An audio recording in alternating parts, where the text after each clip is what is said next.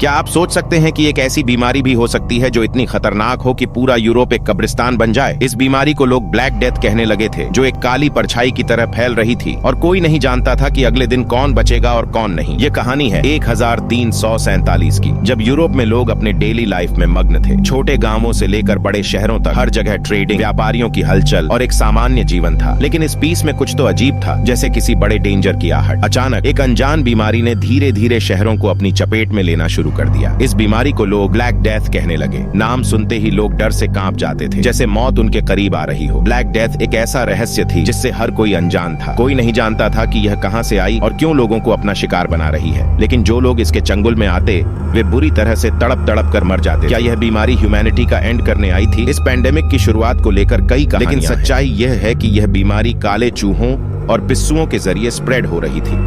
Trading के साथ यह बीमारी चीन, मध्य एशिया और यूरोप तक कुछ लोग इसे भगवान का गुस्सा मान रहे थे, तो कुछ इसे एक अभिशाप। क्या ये सच में भगवान का एंगर था? लोगों को यह भी नहीं पता था कि यह बीमारी कितनी फास्ट फैल सकती है। किसी को खांसी होती तो दूसरे लोग डरकर उससे दूर भाग जाते थे। कहीं न कहीं हर कोई सोच रहा था कि शायद यही एंड है और कोई भी इस बीमारी से नहीं बचेगा। ब्लैक डेथ की पहचान उसके भयानक सिम्टम्स से होती थी। यह बीमारी बॉडी में गहरे काले फोड़े, ब्लैक स्पॉट्स पैदा कर देती थी, जो काफी पेनफुल होते थे। पहले फीवर आता और फिर शरीर पर ब्लैक स्पॉट्स। धीरे धीरे ये स्पॉट्स बड़े होते जाते और दर्द इतना बढ़ जाता कि लोग सहन नहीं कर पाते। हर जगह सिर्फ पेन, ब्लड और डेथ का मंजर था। एक बार किसी को यह डिजीज होती तो वह 2 या 3 दिनों में दम तोड़ देता था। लोग इतनी फास्ट मर रहे थे कि उनके शवों को जलाने या दफनाने की भी जगह नहीं बची थी। पूरे शहर की स्ट्रीट्स लाशों से भरी पड़ी थी। लोग डर के मारे अपने घरों में बंद हो गए थे, किसी से मिलते जुलते तक नहीं थे। क्या यह एंड का संकेत था? जैसे जैसे डिजीज फैली, डर और अफवाहें भी फैलने लगी। लोग तरह तरह की बातें करने लगे। कुछ कहते कि यह किसी विच का श्राप है, तो कुछ कहते कि यह डेविल का काम है। चर्चों में लोग अपने पापों की माफी मांगने जाने लगे। हर किसी को लगा कि यह सब गॉड का एंगर है और वे माफी मांगने लगे। क्या भगवान हमें माफ करेंगे? यह सवाल हर किसी की जुबान पर था।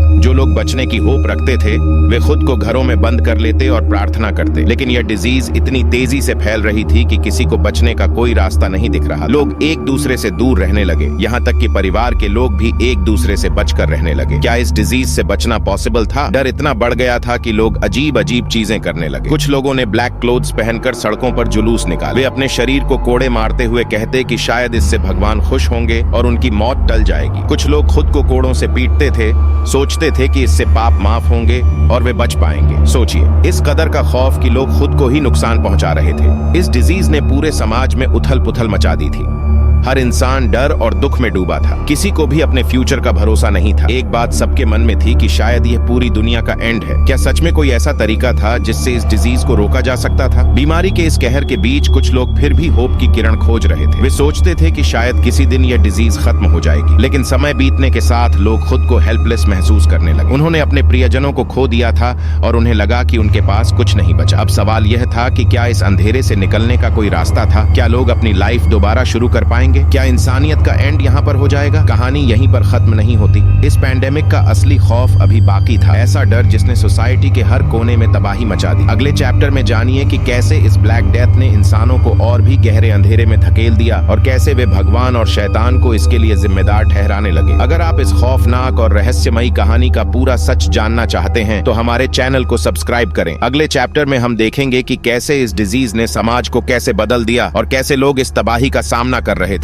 अगले चैप्टर में देखिए कि कैसे ब्लैक डेथ ने लोगों को अपने प्रियजनों से अलग कर दिया और सोसाइटी में अफवाहें, डर और अंधविश्वास का ऐसा माहौल बना कि हर इंसान गॉड और डेविल से जवाब मांगने लगा।